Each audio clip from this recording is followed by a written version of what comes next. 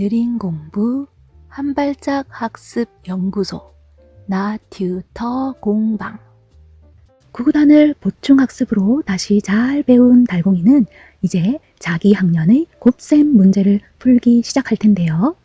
2학년은 구구단을 이용해서 해결할 수 있는 한자리수 곱하기 한자리수를 해결할 수 있어야 하고, 3학년 1학기에는 두 자리수 곱하기 한자리수 곱셈을 해결할 수 있어야 하고, 3학년 2학기가 되면 세 자리수 곱하기 한 자리수 곱셈을 해결할 수 있어야 하고, 이어서 두 자리수 곱하기 두 자리수 곱셈 문제까지 해결할 수 있어야 하죠. 이렇게 앞에서 할 수 있게 된 것을 이용해서 다음 단계, 또 다음 단계로 점점 나아가는 것이 바로 수학학습의 진행 방법인데요. 그렇기 때문에 구구단을 정확하게 외우지 않고 3학년이 된 달공이는 1학기와 2학기에 계속해서 나오는 곱셈 시간마다 문제를 제대로 해결하지 못하는 상태로 있다가 나눗셈까지 시작하게 되면 슬슬 수포자가 되는 길을 가게 되곤 한답니다. 그렇기 때문에 2학년 수학 시간에 곱셈 구구의 개념과 원리를 제대로 이해하고 구구단을 정확하게 달달달달 잘 외우는 것이 정말 중요해요. 구구단이 정확해진 상태에서 자릿수가 커진 숫자의 곱셈을 배우기 시작하는 것이 진짜 중요한 핵심인데요. 왜냐하면 느린 학습자일수록 앞에서 배운 것을 잘 알고 있으면 그 다음 배우는 것도 계속 같은 방법으로 해결해낼 수 있다는 설명으로 수학에 대한 자신감을 키워주고 의욕을 높여줄 수 있거든요. 즉, 구구단을 외워서 한 자리수 곱하기 한 자리수를 했던 방법을 잘 기억하고 그대로 이용하면 두 자리수 곱하기 한 자리수 곱셈과 세 자리수 곱하기 한 자리수 곱셈을 계속 잘 해결할 수 있고, 다섯 자리수, 열 자리수, 100자리수가 나와도 전부 다 같은 방법으로 답을 찾아낼 수 있다는 것을 말해주면서 곱셈에 대한 부담감을 훨씬 줄여줄 수 있기 때문이죠. 그래도 수의 크기가 커지다 보면 같은 계산이라도 더 여러 번 해야 하고, 마무리로 모두 합쳐서 더해줘야 하는 과정이 추가되다 보면 계산 과정이 길어져서 달공이가 좀 힘들어할 수 있어요. 그렇더라도 개념과 원리를 알고 계산을 하는 과정을 충분히 연습하고 학습할 수 있도록 잘 도와주는 것이 튜터의 역할이죠. 어떻게 하면 달공이가 덜 부담스럽게, 덜 힘들게 곱셈 계산을 실수 없이 잘 해결할 수 있도록 도와줄 수 있을까 고민하면서 나튜터도 여러 영상들을 살펴보는데요. 유독 곱셈 관련 영상에서 5초 컷 곱셈, 3초 컷 맞는 곱셈, 더 쉬운 곱셈이라는 영상들을 많이 볼 수 있더라고요. 저도 늘 고민하고 있는 부분이라서 여러 영상들을 유심히 살펴보곤 했는데요. 정말 한두 번 보다 보면 진짜? 그렇다고? 그렇게 하면 된다고? 하는 생각이 들더라고요. 그런데 그런 방법들이 과연 달공이나 처음 곱셈을 학습하는 초등학생들에게 설명해주고 가르쳐줘도 될 괜찮은 방법일까 하는 생각을 해보게 되었지요. 그럼 이제부터 유튜브 영상에 나오는 곱셈 방법들을 하나씩 알아보면서 달공이에게 가르쳐도 괜찮은 방법인지 살펴볼게요. 먼저 가장 유명한 영상인 모 방송에 나왔던 3초 컷 맞는 곱셈법. 이것 알면 게임 끝! 두 자리수 곱셈 쉽게 하는 법. 내가 좀 더 일찍 알았다면 이라는 제목의 영상에 나오는 곱셈법을 알아볼게요. 이 영상에는 여러 가지 두 자리수 곱셈식을 정말 쉽게 해결하는 모습이 나오는데요. 맨 처음 문제는 12 곱하기 14. 1의 자리부터 차례차례 곱해서 써주고 더해주는 방법이 아닌 답이 세 자리수라고 미리 표시를 해놓고 12와 1의 자리 4만 먼저 더해서 앞의 두 자리에 16이라고 써두고 마지막 1의 자리 칸에 2와 4를 곱한 8을 쓰고 계산이 끝나는 모습이에요. 그래서 12 곱하기 14는 168을 구하는 거죠. 여기까지 봤을 때는 이리 곱하고 저리 곱하고 했던 계산보다 훨씬 간단하면서 답이 빨리 찾아진 것 같은 느낌이 들었어요. 영상에서도 패널들이 엄청 신기해하는 모습을 보여요. 그런데 바로 이 방법의 핵심이 나옵니다.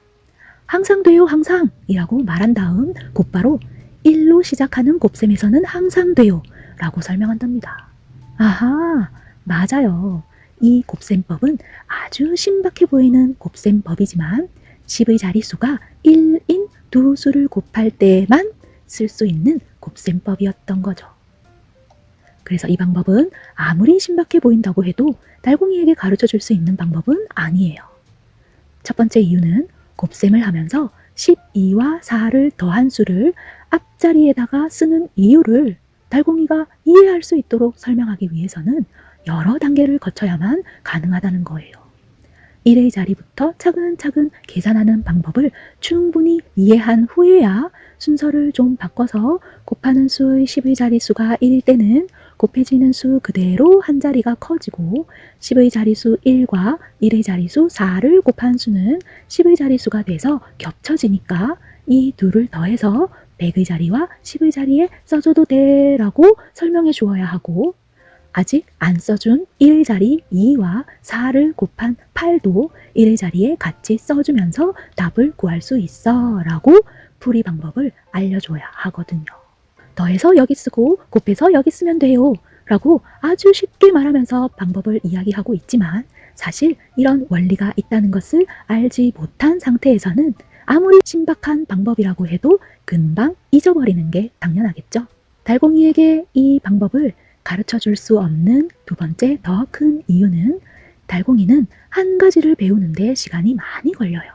그래서 가능하면 개념과 원리에 맞춰서 계속 활용하고 확장할 수 있는 전공법을 제대로 가르쳐 주는 것이 정말 중요하죠. 그런데 영상에서 나오는 곱셈법은 영상에서도 말한 대로 10의 자릿수가 1인 수들을 곱할 때만 쓸 수 있는 방법이에요. 다시 말하면 10의 자릿수가 1이 아닌 더 다양한 두 자릿수가 있는 다른 곱셈에서는 이 방법으로 계산이 안 된다는 얘기이기도 한 거죠. 당장에 바로 다음에 나오는 문제부터도 처음 말한 방법으로는 계산이 안 되는 것이 바로 나와요. 13 곱하기 17, 10의 자리가 1인 두 자릿수의 곱셈이 맞는데요. 13과 7을 더한 수를 먼저 20이라고 앞쪽에 먼저 써주고 그 다음은 3과 7을 곱한 수를 마지막 1의 자리 칸에 쓰면서 곱셈 답을 구하는 방법이었죠. 그런데 3과 7의 곱은 21이라서 1의 자리에 쓸 수가 없어요. 그래서 이런 경우에는 처음에 써놓은 20과 나중에 구한 21을 10의 자리에 맞춰서 비스듬하게 써준 다음 합쳐서 221 하고 답을 구해야 되더라고요.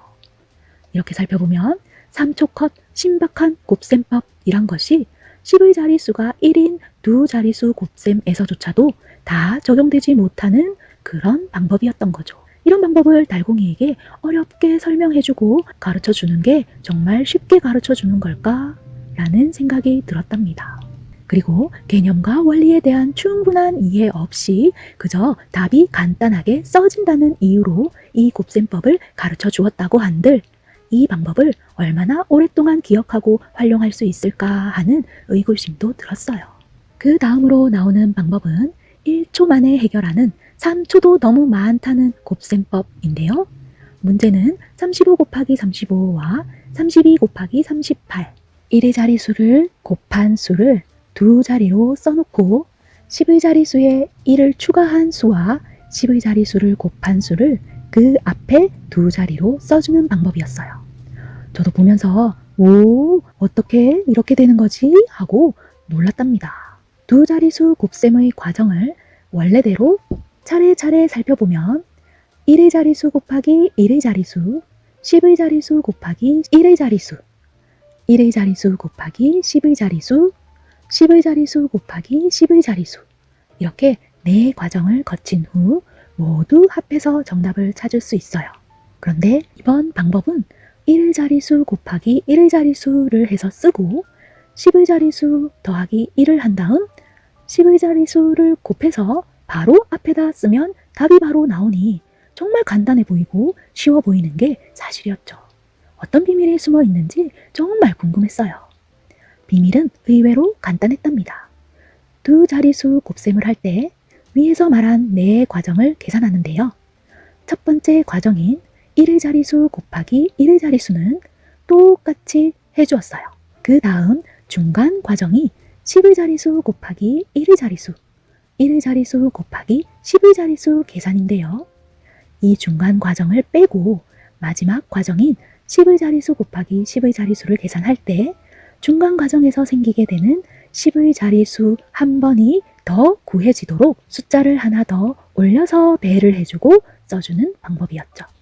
즉, 이번에 제시한 문제들은 중간 과정의 수를 구해서 더하면 10의 자릿수와 같은 수가 되는 문제들이었던 거예요. 그러니까 정말 초특급으로 신기해 보였던 이 방법도 1의 자릿수가 10이 되는 짝꿍수이면서 10의 자릿수가 같은 그런 두 수의 곱셈에서만 적용할 수 있는 곱셈법이었던 거죠. 이렇게 특별한 경우의 식에서만 활용할 수 있는 특별한 곱셈법. 늘 곱셈만 하고 사는 사람이 아닌 이상 얼마나 많은 사람들이 얼마나 오래 기억하고 딱 맞는 모양의 문제가 나왔을 때 딱 맞게 이 곱셈법을 활용하게 될 수 있을까? 이런 생각이 계속 들 수밖에 없더라고요. 영상에서도 이야기를 한답니다. 1등급인 애들이 이런 계산법을 안다는 거예요. 역시나 그런 곱셈법이었던 거였어요. 이 문제에 대해서는 영상에서 더 자세한 설명을 해주는데요. 과연 패널들이 저 설명을 알아듣고 감춰진 원리를 이해하게 된 사람이 있을까 싶은 생각이 들더라고요.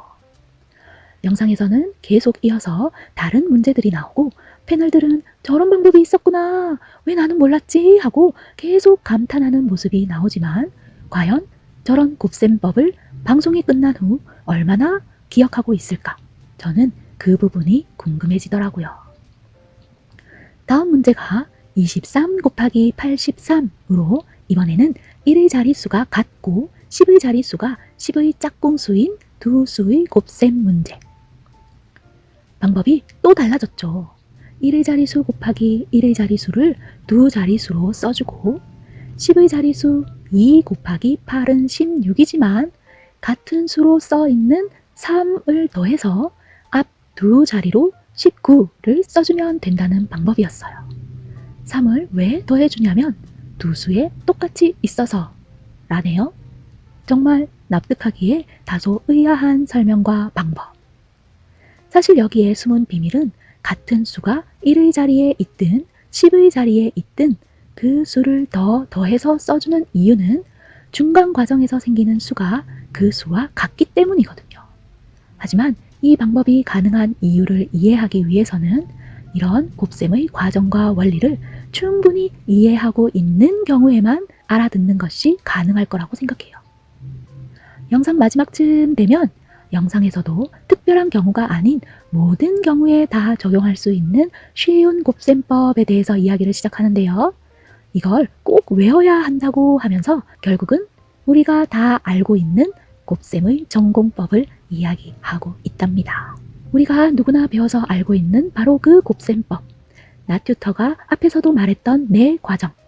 1의 자릿수 곱하기 1의 자릿수, 10의 자릿수 곱하기 1의 자릿수, 1의 자릿수 곱하기 10의 자릿수, 10의 자릿수 곱하기 10의 자릿수. 쉬운 곱셈법이라고 놀라운 방법들을 여러 가지로 말했던 이 영상에서도 결국에는 이 전공법인 곱셈법을 꼭 외워야 한다라고 말하고 있더라고요. 그럼 그렇죠. 그러면서 우리가 쓰던 방법이 아닌 한 줄로 바로 쓰는 방법도 설명해 주는데요. 사실 여기에 숨은 비밀은 중간 과정을 다 쓰지 않고 암산으로 하면 한 줄로 쓸 수 있다라는 설명이에요. 그러니까 쉬운 곱셈법이 따로 있는 게 아니었던 거죠. 네 번의 과정이 있는데 덧셈과 곱셈 연산이 충분히 숙달되면 중간 과정을 모두 쓰면서 계산하지 않고 암산을 좀 해가면서 쓰면 간단하게 한 줄로도 정답을 바로 쓸 수 있다라는 것. 재밌죠? 즉, 결론은 쉬운 곱셈 계산법이 따로 있는 것이 아니다. 전공법이 답이다. 였어요. 다른 곱셈 영상이나 쇼츠 영상에서 보여주는 여러 곱셈 방법들도 알고 보면 거의 중간 과정을 암산으로 해서 쓰는 방법들이 대부분이었어요. 조금 특이해 보이는 방법들도 계산하는 순서만 조금 바꿔서 숫자를 쓰는 것을 간단하게 보이도록 만들어주는 정도가 다더라고요. 이렇게 여러 영상을 보면서 알아본 곱셈 쉽게 계산하는 방법. 결과는 전공법이 최고다 였답니다. 그러니까 처음 곱셈을 배우는 초등학생이나 배움이 느린 달공이의 곱셈 지도에서는 차근차근 원리부터 한 단계 한 단계 전공법으로 잘 확인하고 계산할 수 있도록 지도하는 것이 가장 좋은 방법인 거죠. 이 방법 저 방법 영상 보고 정말 더 쉬운 방법인가 하고 흔들리지 마시고 곱셈 전공법으로 달공이의 곱셈 제대로 가르쳐 주자고요. 구독과 좋아요 꾹꾹.